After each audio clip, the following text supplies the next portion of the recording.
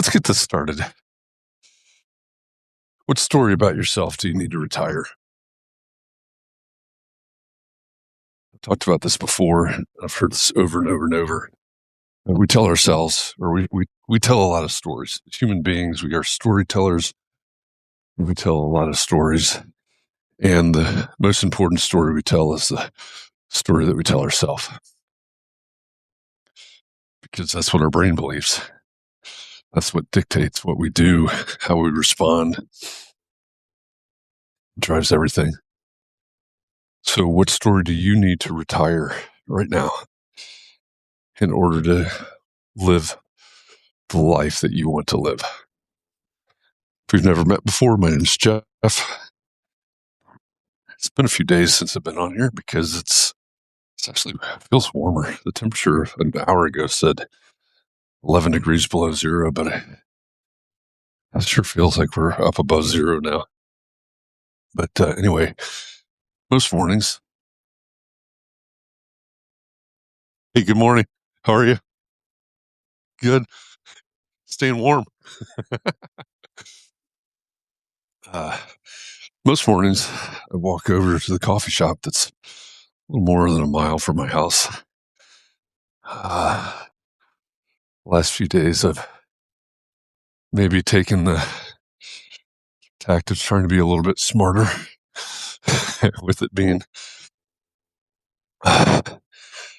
below zero and real field temperatures way below zero. So I need to get out today. I need to go for a walk. And I always invite people to join me for the walk. Good morning, Scott. Somebody else joined, but I missed the notification, I guess. Glad you're here, Scott.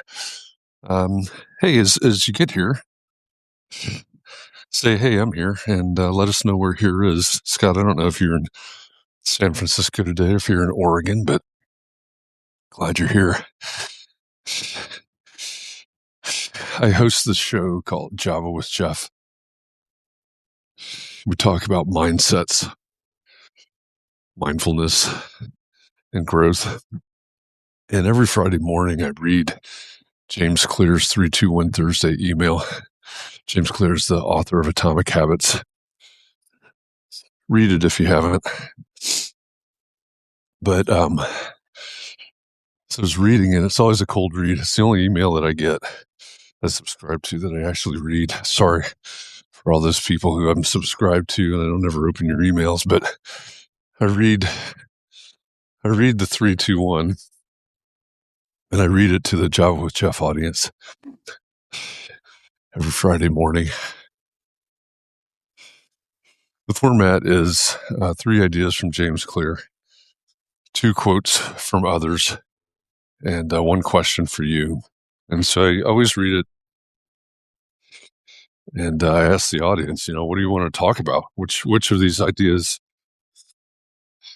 which of these things in this email do you want to talk about? And the first thing that people responded to in this week's email was the question. 1 question for you, and it's a really good question. And it's kind of what I led with earlier. What story that you have, what story do you tell yourself? What story is part of your normal motion? What story do you need to retire in order to be able to grow into the life that you want to live? Good morning, Nicole. Glad you're here. So Scott's here, Nicole's here, somebody else is here. I don't know who else is here. I don't know if you guys can see it. I can't take my gloves off right now to try to scroll and look at anything, but whoever, welcome. Glad you're here. Procrastination is the thief of time. Collar him. That's funny. It does sound very Dickensy. Been thinking about this idea of space. On Java with Jeff, we talk about this a lot. In order to grow, you have to make space. Physical space, mental space, financial space, whatever it is, you have to make space in order to grow. Right? You put a plant, you put a tree, you put whatever in the ground, you have to dig a hole that's bigger than its current root ball. You have to soften that up so that when you put it in there and you backfill it, there's room for those roots to expand, to grow. Same with us, right? We need room, we need space. And this idea, I think, of retiring a story.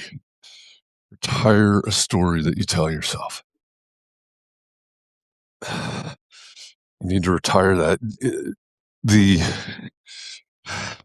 Well, let me go. I'll finish the thought. You need to retire that story to make room for the next. Or if you keep telling that same story over and over and over, you can't escape it. So what if you retire it and make space for the next chapter, the next page? All right, we're going off into the. Oh, jeez. going off into the snow.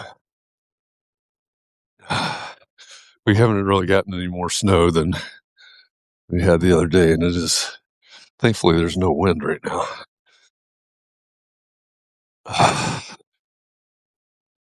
It is cold. I don't know if we made it above zero or not yet, but I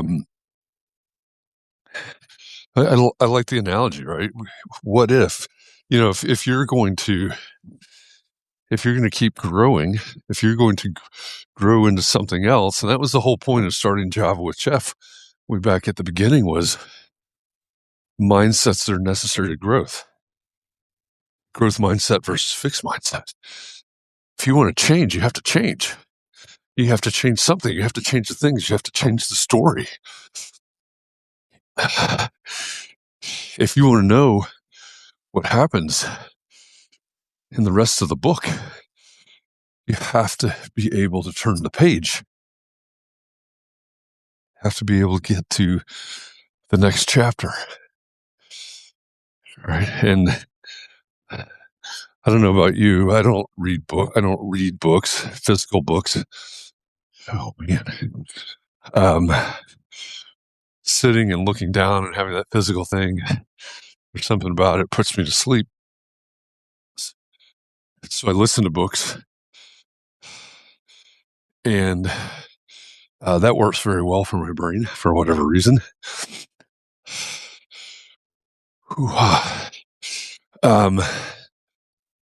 And so I listen to books, but I also, one of the reasons it works for my brain is because I get very present with the listening, very present with listening to the stories. And I'm always checking in with myself. Am I connecting with this? Am I actively listening to this? Oh my God. I need snowshoes. Or are the words just flying past me? Oh, that one spot. So Scott, when I brought you over here, when I was walking the other day, I gave some views of like the creek and the snow and everything. The other day we were right over there, and there's that spot over there. It's still, from this vantage point, it looks like it's still flowing right there. So I wonder, there must be some warm water or something coming in right there. I know that big viaduct or whatever you'd call that used to be part of the combined sewer. I think they've used it somehow. I don't know where that massive, it's a huge pipe. I could stand up and walk through it. I don't know where all that water that would fill that pipe would come from, but it must be warm water coming through there somehow to keep that one little spot unfrozen, because it's been double digits below zero every night the last 3 nights. There's no way this creek doesn't freeze over. But anyway, I guess back to listening to books. I'm always checking in with myself, right? Am I actively listening to this, or am I just letting the words fly by? And sometimes sometimes I realize that, I'm stuck on something that was just said, or I didn't comprehend what was just said. I need more time, and so I'll go back, use the bookmark feature, stuff like that. And in situations like that, times like that, I can't get on to the next until I let go of the part that was earlier, right? So maybe that's an analogy for the James Clear question. You need to retire the old story that we've been telling ourselves in order to grow into our new self. We need to make that space. And we were talking about this earlier. We got deeper into mindsets, right? Because we have, as examples, back up on the street. As examples, we have all these mindsets around money, around relationships, around whatever. These are things that we grew up witnessing in our families, in our friends, in our communities, in our faith communities, maybe. We learned these mindsets from our life experience. We carry them with us as we go forward. And I think this is sort of related to that in the sense that when we have those mindsets, they dictate, when we hold on to those mindsets, healthy or not, they dictate how we go forward. So, for instance, if you have scarcity mindset around money, that can dictate jobs that you accept, salaries that you accept, invoices or proposals that you write, risks that you take around investing or buying, or what you buy, how you buy, the things that you buy. They can dictate. The other thing I had another example, but it can dictate everything that you do with money, positive or negative, whatever the mindset is. And it's not until we let go of some of those mindsets that we can grow in those areas. So we could be talking about relationships, or we could be talking about money, or we could be talking about work ethic. I mean, there's got mindsets that we've learned around, I suppose, probably everything in our lives. And without being able to set those things down, without being able to let go of them, we can't grow. By the way, I'm not going to walk over to the coffee shop. I haven't even made it halfway there yet. And honoring the idea of the national general strike today, we're not going to be buying things today. So there's that. But all these mindsets that we carry, with James Clear, the story that we tell ourselves, he kept it really general, right?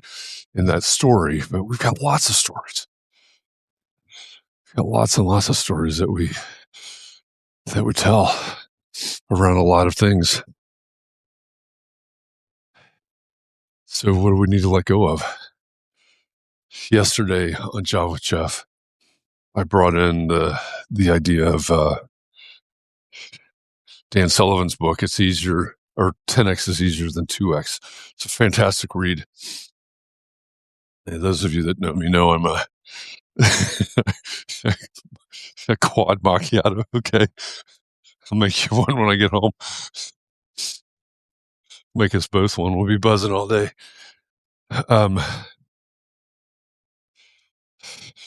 those of you that know me know that I'm a fan of Dan Sullivan.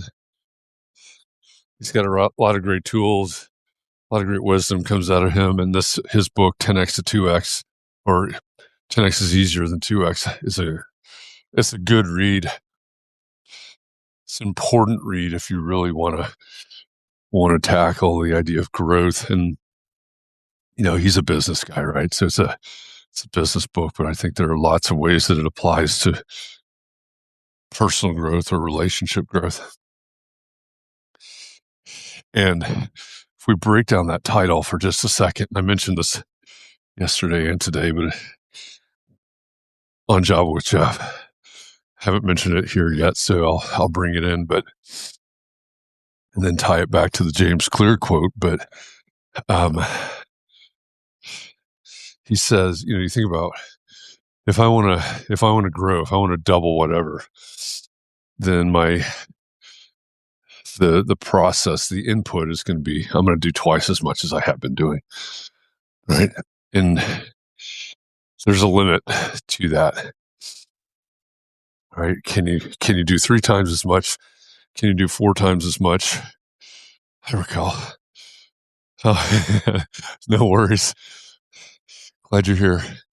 I'm going to take a break for a minute. This is what the creek looks like here at the bridge.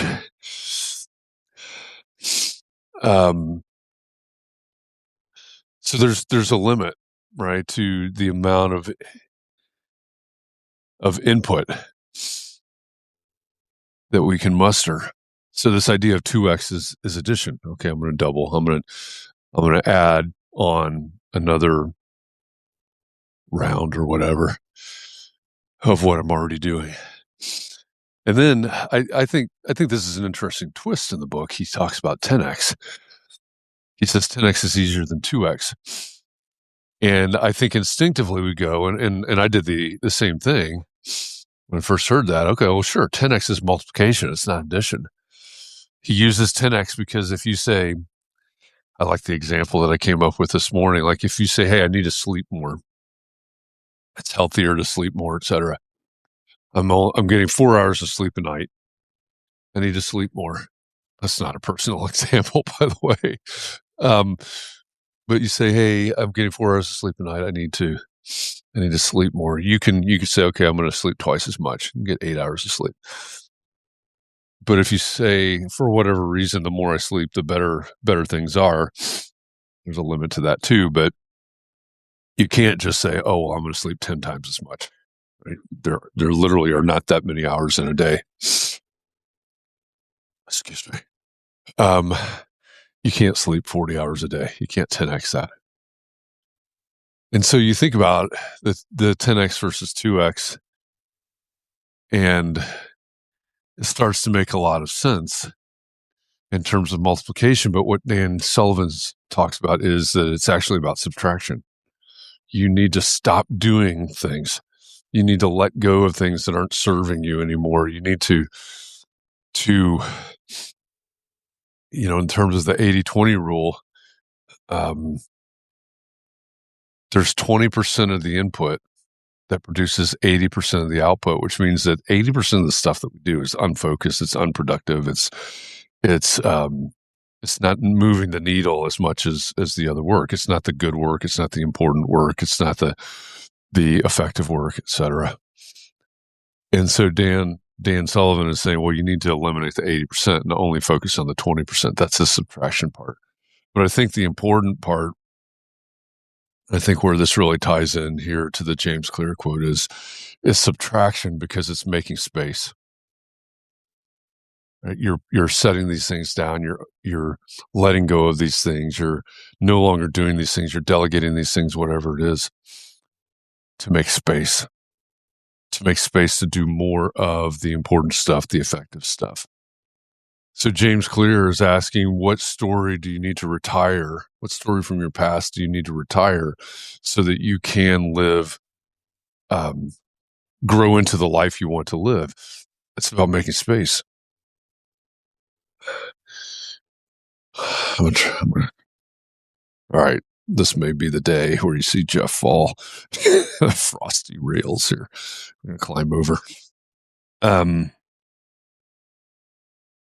right, made the first hurdle. So it's about making space, putting the old story to bed, putting the old story away, making room, making space, giving yourself the ability to turn the page, to go to the next chapter. Maybe it's an interesting analogy standing right here on the creek. Still doing construction over here at the park, although most of it is completed, and this is really installation of lights, if you can even see the machinery over here. But this creek right here it's always been this really beautiful setting, I think. I've lived here 30 years now, and this has always been one of my favorite spots in the neighborhood. I'm 5 miles from the center of downtown Indianapolis, and here's this beautiful park. Allows you to get in nature. Sometimes, it's been a long time now, but sometimes see owls, hawks, falcons, other wildlife, foxes, families of foxes that live over here, other things. And yet, for years and years and years, Indianapolis, like many cities in the United States, many major cities in the United States, had a combined sewer system, which was the technology of the day, right, when the sewers were built, which meant that literally sewage would flow into this creek. And for years and years, there were signs. I mean, I don't know if they were 100 feet apart, but there were a lot of signs in through these woods here that says, don't touch the water, because it was a health hazard. I forget exactly what they said, but the sewer, combined sewer, when it overflowed, there would literally be sewage in this creek. And so it always used to amaze me, a kid growing up fishing and being in nature and things like that. So cool. Maybe you could bring my son over here. We could go fishing one day. There's no fishing here because it's that polluted. And so they've been going through this construction project all throughout the city for the last maybe 5 years now. They call it the Big Dig. But they've been going through the process. They're sued by the EPA here in the United States, as most of these cities were. Basically, hey, you got to do something about your combined sewer. I'm originally from Atlanta, and I remember when Atlanta went through this. It was something that no politician would touch, because the cost is so incredibly high. They've been digging 250 feet below ground to create basically a new sewer that so they can separate the stormwater and the what do you call the sewer water. And so it's a political nightmare for anybody that would have the guts to touch it. It's funny. I don't know, probably 2 decades ago, there was a mayor that actually ran on it, and she won. And they did the work back then, and Indianapolis finally took it on at, who knows, billions and billions of dollars to do this work. And now today, as they're finishing this up, they're closing that old chapter. And I don't know about today, you can't see through the ice, but every once in a while you can see schools of fish in here now. And the signs have gone away. And they decided to do the work. Finally, they decided to do the work to clean this up, to move forward. And maybe that's a great analogy for us personally as well. At some point, we've got to decide to do the work. And somebody mentioned today on Java with Jeff about, where they were 12 years ago, I think is what they said, broken and all these, their personal life. And I can identify with that, right? And they said that they needed to get past things, they needed to get over things. I forget how the language they used exactly, and I can identify with that. We need to do the hard work. And sometimes putting the old stories retiring the old stories are hard. Sometimes it's all we have. Sometimes it's our identity. Sometimes it's what we're hanging on to protect ourselves. And yes, we need to let go. We need to retire. That's easy for you to say, right? That's what I said earlier. My therapist's name is Jill. And when I first started to see Jill a few years ago, I coined this term that I have shared with her. We joke about it sometimes. But she would ask me these questions right at the end of a session, and I started calling them Jill's dastardly questions, because she'd ask me a really hard question to challenge me and give me something to think about and work on between then and our next session. And some of these questions were brutal. And so we've developed this relationship where it can be honest. I mean, this is what you should have with your therapist, I suppose, but it's honest and sometimes it's brutal. And maybe someone's told you this, maybe your therapist has told you this, or other people have said, you need to let that go. You need to set that down. You need to get over it if they lack some empathy, maybe. You need to be able to move on. And, Jill has told me at times, hey, you need to find a way to do this, to integrate this, to whatever. And I've looked at her and said point blank, sometimes easy for you to say, right? Yes, I understand what you're saying. I understand why you're saying it. I understand the ramifications of what I'm doing and what I'm not doing and all of those things. And still, it's easy for you to say. Growth isn't easy. Growth isn't meant to be easy, no matter what kind of growth you're talking about. I'm 6'3". I grew fast. I was 6'3" when I graduated from high school. I don't think I've grown at all since I was 18, but I remember hearing about kids that grew fast, kids, my classmates and whatever, that grew fast, like grew 6 inches over a summer or something. I never did that. I was just always growing until I wasn't. I remember hearing stories of these kids having growing pains, like literal growing pains. Like, oh my gosh, I wonder what that's like. That's life. Growth comes with pain, right? Growth starts with curiosity. I wonder what it would be like. I wonder what would happen if I did this or didn't do this. And then the belief, you know what, this could change things if I did this. And then the decision to do something about it. And then the first action that you take, and then you take that action over and over until it becomes motion, part of your regular motion. You keep up that motion until it develops momentum, and that momentum drives change.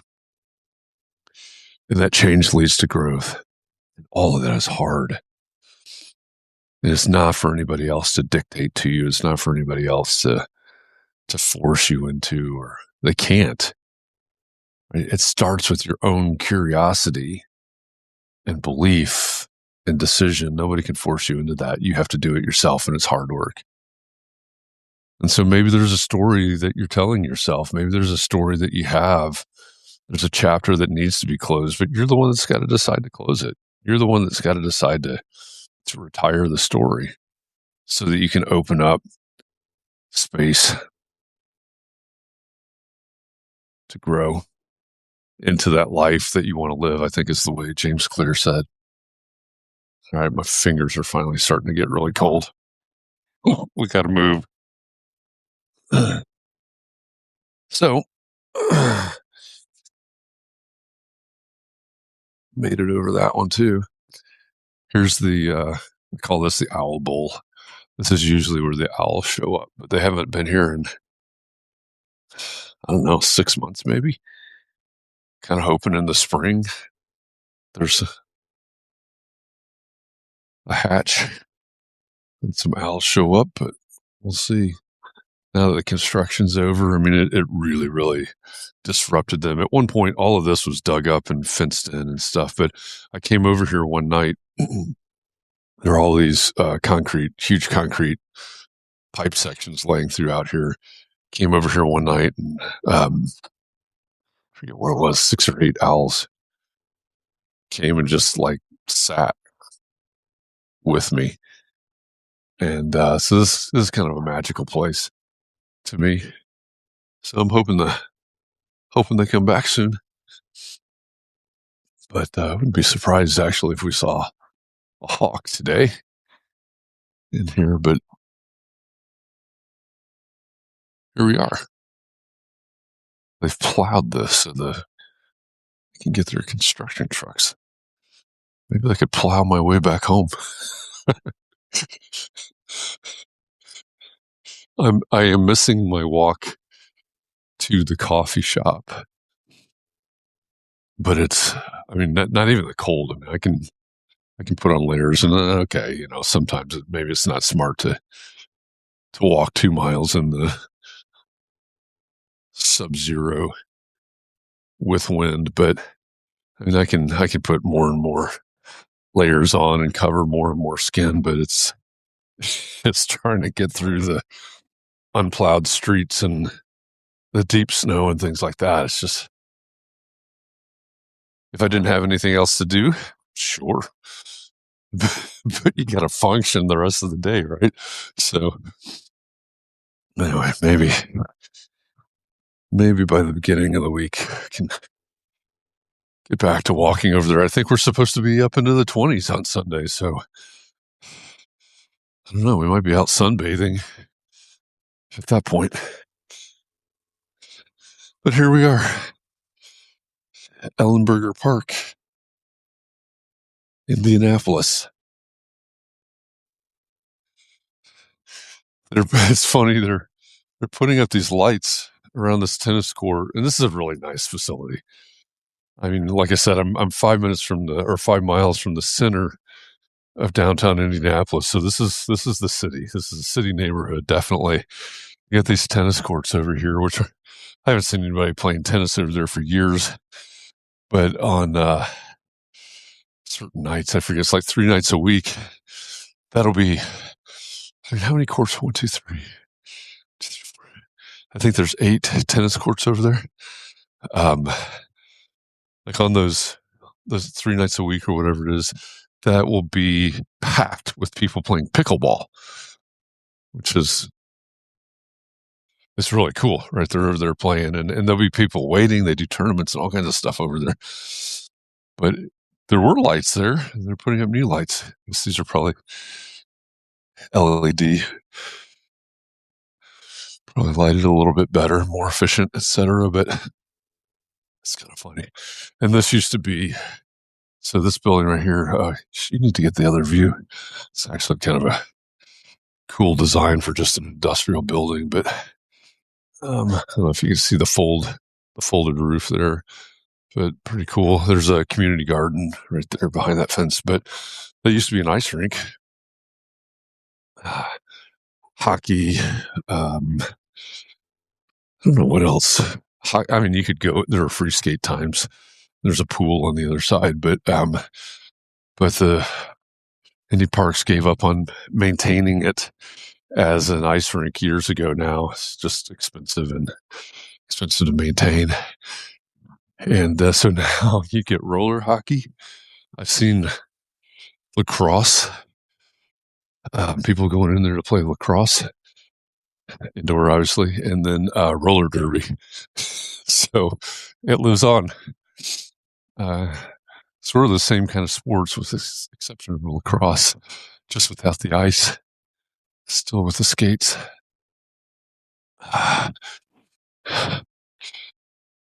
So some of the fun facts, fun things of the neighborhood.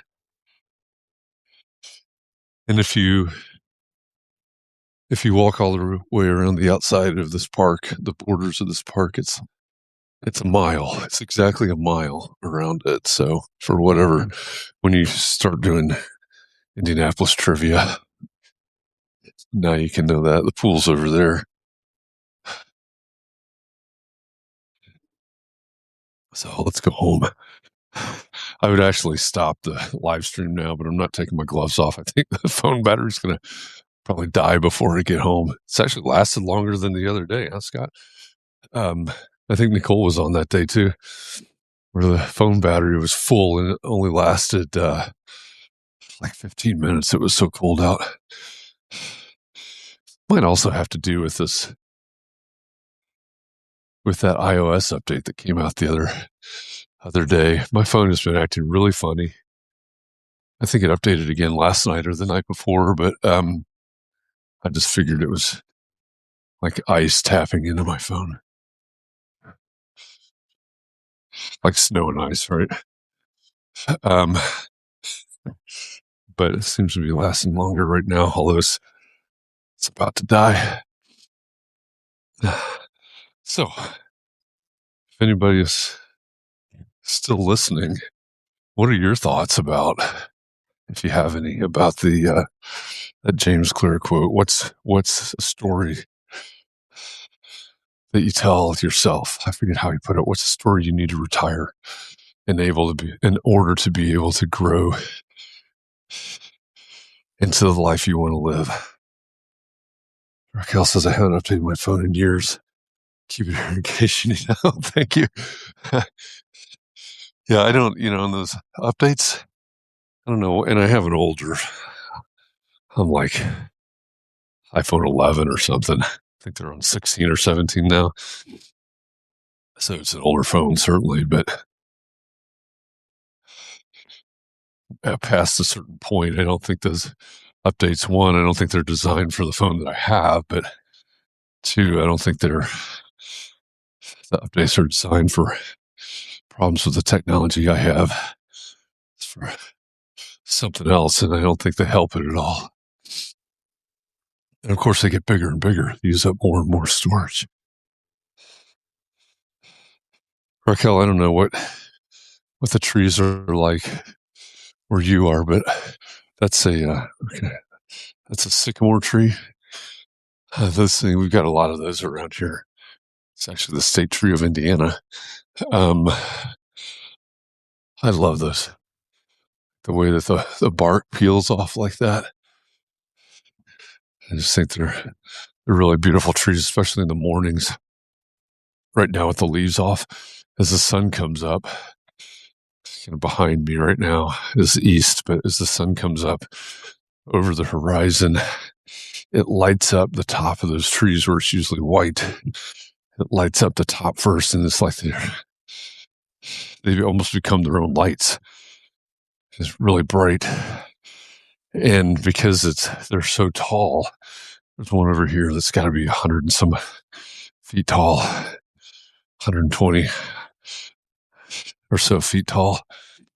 But, they're so tall that at the point that the sun starts touching them, nothing else is lit up yet. And so they start to glow in the early morning. And as the sun comes up more and more, it's like the sun's coming up, which means it's reaching down lower on the tree. So the tree lights from top to bottom with that white bark. And it's really beautiful. But they also have these enormous leaves. So this tree right here, this one, that's a ginkgo tree. And I don't know if you know about I forget, there's a name for it, but when ginkgo trees in the fall, their leaves turn this golden color, sort of like aspens, real similar color. They turn this golden color, and then all of a sudden in one day, the leaves just drop. All of them just, whoo. And so at the base of the tree, it's, the ground is just colored with gold, with these gold leaves. But the sycamore trees, and so the ginkgo leaves are only like about that big, most of them, which was frankly Wright's favorite tree. By a little architectural trivia for you there. But the sycamore leaves are giant. Like the leaves are like the size of your head. So when those things come down, you got these giant leaves that blow around in the wind in the fall. It's a little bit otherworldly.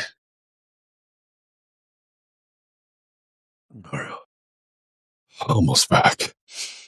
So we had a water main break right here the the other night. They were working until 3:00 in the morning, and they dug a big hole, which they haven't. I don't think they've actually finished the repair. I think the weather stopped that, but they moved the blinking arrow sign. When I came home from yoga last night, the giant sign was gone, so I guess they're pretty sure we're not going to fall through the street right now. All right. We made it back. Ability to see beauty. I think you're absolutely right about that. I mean, that's part of the job, right? To see it and create it. So I think I guess my lens is fogged up. Yeah, I think you're right about that. So keep an eye out. Enjoy it. Enjoy the beauty. Thanks for walking with me. I'm gonna go warm up now. Have a good weekend, everybody.